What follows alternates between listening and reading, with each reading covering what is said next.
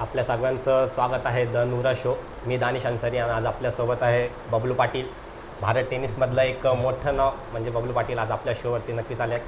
आज आपण यांच्यासोबत काहीतरी गप्पा गोष्टी नक्की त्यांच्या क्रिकेट करिअरबद्दल आज बोलणार आहोत. तर बबलू सर, आपलं स्वागत आहे आपल्या द नुरा शोमध्ये. तर सर, आपली क्रिकेट करिअरची सुरुवात कुठनं झाली? माझी क्रिकेट करिअरची सुरुवात तसं पाहायला गेलं तर मी हडपसरमध्ये लोकल क्रिकेट खेळत होतो. त्यावेळेस आमच्या हडपसरची टीम वगैरे काही नव्हती अशी बाहेर खेळणारी. पण एक वेळेस मी माझी स्वतःची टीम घेऊन सांगवीमध्ये मॅच खेळायला गेलो होतो फर्स्ट टाईम. आणि त्यावेळेस मी खूप छान खेळलो होतो लोकल टीम घेऊन. आणि त्यावेळेसचं क्रिकेट तिथलं प्रोफेशनल होतं. जसं की महेश जाधव सर, अनिल माळी सर, सचिन खोपकर हे मोठे प्लेयर होते त्यावेळेस तिथं. तर त्यांच्याविरुद्ध मी फायनल मॅचला खूप चांगला खेळलो. फायनल मॅच हारलो आम्ही, पण मी खूप चांगला खेळलो होतो पूर्ण टुर्नामेंट. मग तिथून पुढे मग शिवा कांबळे त्यांनी माझा नंबर घेतला तिथून. आणि त्यांची औन सुखाई म्हणून टीम होती. त्यांनी मला फर्स्ट टाईम खडकीमध्ये माझं प्रोफेशनल क्रिकेट खडकीमध्ये मी फर्स्ट टाईम खेळायला गेलो. त्या मॅचमध्ये मी 50 रन केले होते शिवाबरोबर ओपनिंग. आणि तिथून माझं प्रोफेशनल क्रिकेट सुरुवात झाली. प्रोफेशनल क्रिकेटला नक्कीच तुम्ही तिथनं सुरुवात केली. हो. त्यानंतर असं म्हणता येईल तो वर्ष कुठला होता त्यापासून तर आणि आत्तापर्यंतचा? 2004 साली. 2004 साली हो. प्रथमदा म्हणजे तुम्ही प्रोफेशनल क्रिकेट खेळायला प्रोफेशनल सुरुवात केली. क्रिकेटला सुरुवात केली 2004 साली. आणि त्यावेळेसचं क्रिकेट आणि आत्ताचं क्रिकेटमध्ये काय फरक तुम्हाला जाणवतं? खूप फरक आहे. त्यावेळेसचे जे म्हणजे त्यावेळेस जास्त ओव्हर असायच्या खेळण्यासाठी. आणि आत्ता फास्ट क्रिकेट झालेलं आहे. त्यावेळेस 8 ते 10 ओव्हरचं क्रिकेट असायचं किंवा 6 ओव्हरचं असायचं. परंतु प्रत्येक टीममध्ये असं काही नाही की एरियातल्याच टीम होत्या, म्हणजे त्या एरियामधलेच टीम होत्या असे जास्त करून. पण आत्ताचं क्रिकेटमध्ये म्हणजे खूप पूर्ण इंडिया, एक प्रत्येक टीममध्ये पूर्ण इंडियामधले प्लेयर असतात. आणि क्रिकेट बघायला गेलं तर आत्ताचं क्रिकेट खूप फास्ट झालेलं आहे. म्हणजे 2004 साली आपण बघितलं म्हणजे एक मोठमोठ्या ओव्हर्स म्हणजे खेळ भेटायचं. 10 ओव्हर, 15 ओव्हर किंवा 20 ओव्हर. आणि आता आपण बघतो की सगळे क्रिकेटमध्ये 6 ओव्हर, 5 ओव्हरचे असे म्हणजे मॅचेस होत असतात. बरोबर. आणि सर, त्यावेळेस तुमचं क्रिकेट तुम्ही सुरुवात केलं म्हणजे तुमची स्ट्रगल काय होता त्यावेळेस? म्हणजे प्रत्येक क्रिकेटच्या ह्याच्यामध्ये स्ट्रगल असतो, अप्स अँड डाऊन्स येत असतात. तर तुमच्या करिअरमध्ये आत्तापर्यंत म्हणजे कधी असं झालंय का तुम्ही खूप डाऊन म्हणजे असं वाटतंय की आता मला क्रिकेट सोडावं असं वाटतंय? खूप वेळ झालं. म्हणजे मला ड्युटी असायची. मग ड्युटी असल्यानंतर ते डोक्यामध्ये ते विचार असायचे. आणि खूप मोठ्या मोठ्या टुर्नामेंट असायच्या मुंबई वगैरे बाहेर पण त्या टुर्नामेंटला मला जाता येत नव्हतं ड्युटीमुळे. आणि मग ज्यावेळेस मॅचला पण जाईल त्यावेळेस पण थोडंसं ड्युटीचं टेन्शन असेल किंवा मी आउट ऑफ फॉर्म असेल, मग त्यावेळेस असं वाटायचं की मी 2011 ते 12च्या दरम्यान आउट ऑफ फॉर्म होतो खूप. त्यावेळेस मला असं वाटलं की आता क्रिकेट सोडून द्यावं, आता आपलं काही नाही का, म्हणजे हेच नाही आहे, कारण माझा गेमच चांगला होत नव्हता. मग त्याच्यानंतर 2014 साली JPLमध्ये कृष्णा सातपुते सर आणि आम्ही दोघेजण होतो आयकॉन म्हणून. आणि त्या वर्षी आम्ही ती फायनल जिंकली. म्हणजे दुसरंच वर्ष होतं JPLचं आणि आमचं पहिलंच वर्ष होतं दोघांचं पण. आणि आम्ही ती फायनल जिंकली. तिथून पुढे माझ्या म्हणजे एक प्रोफेशनल क्रिकेट मी अगोदर पण खेळत होतो, पण तिथून पुढे माझी एक चांगली जास्त ओळख झाली. तिथून पुढे लाईव्ह आलं, म्हणजे यूट्यूब लाईव्ह सुरुवात झाली क्रिकेटची. आणि मग तिथून पुढे मग चांगलं खेळत राहिलो. सरांनी जसं आपल्याला सांगितलं ते ड्युटी असते. सर एक महाराष्ट्र पोलीस जवान आहेत सध्या आणि ते क्रिकेट आणि स्वतःची ड्युटी दोन्ही मॅनेज करून ते क्रिकेट पण खेळत असतात. जसं सरांनी सांगितलं कृष्णा सातपुते सर, त्यांच्यासोबत तुमची ओळख कधी झाली? कृष्णा सरांची आणि माझी ओळख म्हणजे 2005 साली. ओळख नाही झाली, तो माझ्या विरुद्ध खेळायला खडकीचं निगडीला मदनलाल धिंगरा या ग्राउंडवरती नाईट मॅच होती.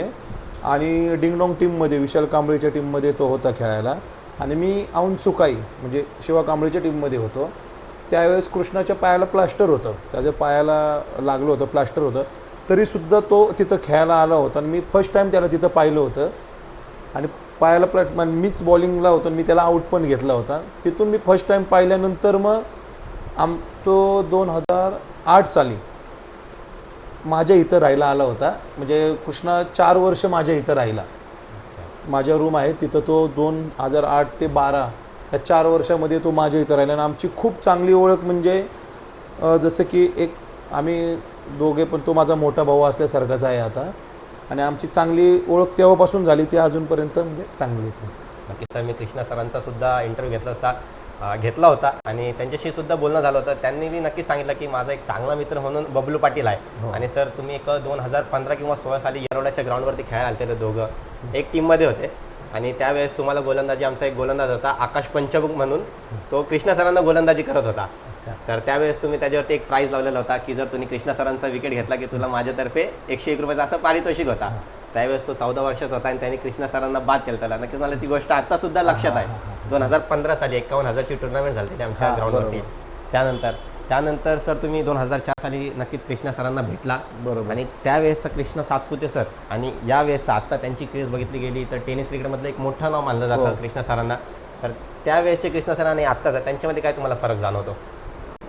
तसं पाहायला गेलं तर 40+ तो असूनही त्याचा गेम अजूनही आहे तसाच आहे. आणि त्याच्यात म्हणजे वैयक्तिक तर असं आता पूर्ण भारतामध्ये एक नंबरला म्हणलं तर कृष्णा सरच आहेत. आणि त्यांनी जसं आपण एखादं म्हणतो की आत्ताच्या नवीन पिढीमध्ये खेळाडूंमध्ये जर 3-4 टुर्नामेंट एखादा प्लेअर, मी सगळेच नाही म्हणत पण एखादा आहेत असे प्लेअर की ते थोडे चांगले खेळले की ते खूप म्हणजे लोकल प्लेअरशी बोलत नाहीत, काही नाही, असं आहे भरपूर जागेवरती.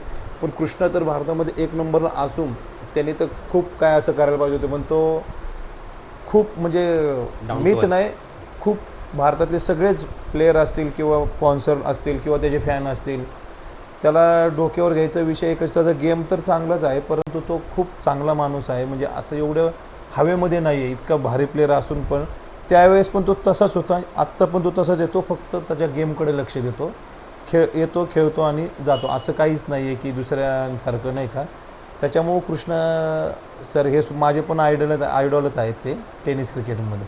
नक्की सर, आपण बघितलं कृष्णा सर म्हणजे त्यांनी एक चांगला प्रवास केला. त्याला ते तिथून सोलापूर कुर्डुवाडीमधून इथं प्रवास केला, पुण्याला आले. बरोबर. त्यांनी स्वतःचा व्यावसायिक क्रिकेट खेळायची सुरुवात केली. त्यांनी नाव कमावलं पुण्यातनं असं म्हणता येईल. हो, बरोबर. त्यांना सुद्धा ओळख भेटली. नक्कीच कृष्णा सर हे बबलू पाटील यांचे एक चांगले मित्र आहेत असं म्हणता येईल. त्यानंतर सर तुमचं ISPL मध्ये सिलेक्शन झालं. त्यावेळेस म्हणजे तुम्हाला काय वाटलं? ऑप्शन चालू होतं, तुमचं नाव आलं ऑप्शनमध्ये, ती प्रोसेस काय होती? मी बेळगावमध्ये आमची फायनल मॅच चालू होती रायगडच्या टीमबरोबर.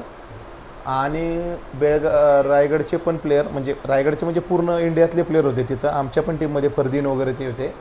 ग्राउंडवरती आमची फायनल मॅच चालू होती 2 इनिंगची. दिवसभर आमचीच मॅच चालू होती. आणि सांगितलं की आत्ता आपल्या ह्याच्यातलं म्हणजे सुरू झालं आपला झोन, गुजरात आणि महाराष्ट्र हा झोन सुरू झालेला आहे. त्यावेळेस मनामध्ये भीती होती. माझ्या शेजारी प्रथमेश पवार होता, नाना. आमच्या दोघांचं असंच बोलणं झालं की आपल्या तर दोघांचं नाही व्हायचं. तो मला बोलला की बबलू माझं नाही होणार. मी त्याला बोललो अरे माझं पण नाही होणार. इतके चांगले चांगले प्लेयर होते, सगळे यंग प्लेयर होते. तर पहिल्यांदा त्या ग्राउंडवरती आमच्या फरदीन काझीचं झालं. मग अजून थोडंसं वाटलं की आपलं होईल का नाही. आणि आमची फायनल मॅच झाल्यानंतर ज्यावेळेस माझं नाव आलं, माझ्या हातातच मोबाईल होता, माझं नाव ज्यावेळेस आलं त्यावेळेस मी मोबाईल बंद केला म्हणजे मी पाहिलं नाही. म्हणजे जर ISPLला सिलेक्शन झालं नसतं तर खूप वाईट वाटलं असतं. ठीक आहे, ते आता सिलेक्टरच्या हातामध्ये घेतील नाही घेतील, पण मी बंद केलं. कृष्णा गवळीने मला सांगितलं, कृष्णा गवळी माझ्या शेजारी होता, कृष्णा गवळीने मला सांगितलं की तुम्हाला चेन्नईच्या टीममध्ये घेतलेलं आहे. त्यावेळेस पैशाचं असं काहीच नव्हतं, फक्त ISPL पहिली ISPL होती आणि ते आपल्याला खेळायची आहे हेच डोक्यामध्ये होतं. आणि मला चेन्नईच्या टीममध्ये मनोज विचारे सर, भरत लोहार सर हे 2 आमचे कोच होते, दत्ता सर होते. मग ह्यांनी दत्ता मिडबावकर सर यांनी मला सिलेक्ट केलं त्या टीममध्ये चेन्नईच्या. आणि ISPL खेळलो मग मी. आणि ISPLमध्ये नक्कीच सर ऑप्शनला येण्यासाठी म्हणजे ट्रायल्स होते, ट्रायल बेसिस होते. आणि ते ट्रायल्स म्हणजे कसे झाले? नक्कीच जे युवा खेळाडू जे तुम्हाला आता बघतायत म्हणजे नक्कीच ते येणाऱ्या काळात ISPLच्या आता सीझन 2 सीझन 3 येणार आहेत, त्यांना म्हणजे ट्रायल्सबद्दल सांगा. ट्रायल्स कसे होतात, काय होतात? ट्रायल्स म्हणजे त्यांनी झोन केले होते ISPLवाल्यांनी आपल्या एरियामध्ये, म्हणजे आपल्या जवळ जिथं असेल. आता आपल्या पुण्यामधून जेवढे पण प्लेयर असतील, पुणे, सातारा, सोलापूर, यांच्यासाठी आपल्या इथं कोरेगावमध्ये एक ग्राउंड होतं, तिथं अमित तापकीर सर होते आणि कल्याणी सर, कोटियन सर ते आले होते सिलेक्शनला. अमित तापकीर सर पण होते. मग त्यांनी सिलेक्शन करायच्या वेळेस त्यांनी 6 ते 10 बॉल बॅट्समनला खेळायचे होते. ते पाहत होते की बॅट्समनचे म्हणजे आता ते सिलेक्टर आहेत, त्यांना समजतं लगेच की तो बॅट्समन, त्यांना सांगितलं जातं प्रत्येक प्लेअरला की तुम्ही नॅचरल तुमचा खेळ दाखवा. आणि जे चांगले बॉलर म्हणून आलेले आहेत, ऑलराऊंडर म्हणून आले त्यांना बॉलिंग करायला सांगतात. त्या बॉलरांनी आपली बॉलिंगची क्वालिटी दाखवायची. म्हणजे तुम्ही फास्ट किती आहात, स्विंग किती करत आहात, स्लोअर, यॉर्कर बॉल, ते सगळे. आणि बॅट्समनने तुम्ही शॉट कसे मारतात, नेटमध्ये होतं ते, नेटमध्ये प्रॅक्टिस होती. मग त्याच्यानंतर तिथून आपल्या झोनमधून झाल्यानंतर पूर्ण इंडियामधले पूर्ण जे प्लेयर होते त्यांना मुंबईमध्ये खारला तिथं बोलवलं होतं. तिथंही तसंच सिलेक्शन होतं की पूर्ण इंडियामधले प्लेयर तिथंच आले होते. तिथंही सेम तसंच बॉलरने बॉलिंग करायची, बॅट्समनने बॅटिंग नेटमध्ये. ते पूर्ण झाल्यानंतर लास्ट सिलेक्शन थर्ड टाईमला मला आठवत नाही आता, बांद्राला होतं बहुतेक. तिथं ओपन ग्राउंडवरती होतं. तिथं असं होतं की बॅट्समन जो असेल त्याने बॅटिंग करायची, बॉलर असतील ते बॉलर पुढच्या टीममध्ये 11 आपल्या 2 टीम केल्या होत्या. त्याच्यामध्ये 10 बॉलमध्ये 20 रन करायचे. बॅट्समनने 10 बॉलमध्ये 20 रन, 2 वेळेस आऊट झाला तर तो बाहेर, असं होतं. आणि 10 बॉलमध्ये 20 रन करायचे आणि बॉलरने 10 बॉलमध्ये 20 रन वाचवायचे आणि जेवढ्या विकेट घेतील ते, असं सिलेक्शन होतं. तिथून पुढं मग सिलेक्शन झालेलं नाही. 10 बॉलमध्ये 20 करायचे होते. तुम्ही किती चेंडू त्यावेळेस 20 धावा केले होते? मी पहिल्या बॉलला आऊट झालो होतो सत्यम चौधरीच्या, आणि तिथून पुढे मग सिंगल घेऊन मग नंतर 2 बॉल 2 सिक्स मारले, परत सिंगल आणि मग परत 1 सिक्स मारला होता. म्हणजे 6 बॉलमध्ये मी 20 धावा केल्या होत्या. नक्कीच त्यानंतर सरांचा ISL मध्ये ऑप्शनमध्ये नाव आलं. ऑप्शनमध्ये नक्कीच तुम्हाला चेन्नई संघाने नक्कीच तुमच्यावरती विश्वास दाखवला. हो. त्यानंतर सर तुम्ही ISPL खेळला. ISPL मध्ये नक्कीच एक IPL आणि प्रत्येक खेळाडूंना म्हणजे ट्रीटमेंट भेटली. तर तुम्ही एवढं व्यावसायिक क्रिकेट खेळला आत्तापर्यंत, 20 वर्ष नक्कीच तुम्ही खेळला. त्यापासून आणि या ISPL मध्ये काय फरक तुम्हाला जाणवला? मी ISPL खेळलो. मी इतके वर्ष आलं, 19 वर्ष आलं क्रिकेट खेळतोय प्रोफेशनल, पण असा अनुभव मला कधीच आला नाही.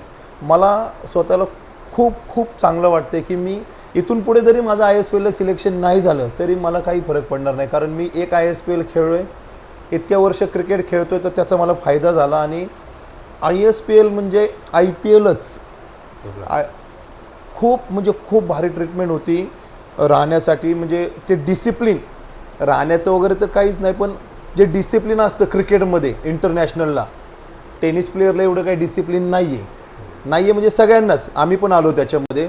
जर आपली मॅच 10 वाजता सांगितली तर सगळेच प्लेयर 10:30 पर्यंत पोहोचतात. त्यात ऑर्गनायझरची चुकी नसते. पण ह्या ISPLमुळे समजलं की प्रॅक्टिस कशी असते, वॉर्मअप कसा असतो, म्हणजे पूर्ण की झोप म्हणजे नाही का, फिजिओ झाले, सगळे फिजिओ, डॉक्टर, म्हणजे खूप छान वाटलं. म्हणजे असं वाटलं की ISPL खेळून म्हणजे पूर्ण आपलं टेनिस क्रिकेट आता संपलं. म्हणजे आपलं वैयक्तिक तरी खेळून, म्हणजे आता इथून पुढे जरी खेळायला नाही भेटलं तरी काही फरक नाही पडणार. पण खूप भारी वाटलं. माझं पूर्ण टेनिस क्रिकेटचे जेवढे प्लेयर आहेत त्यांना एकच सांगणं आहे की खूप चांगला परफॉर्मन्स करा.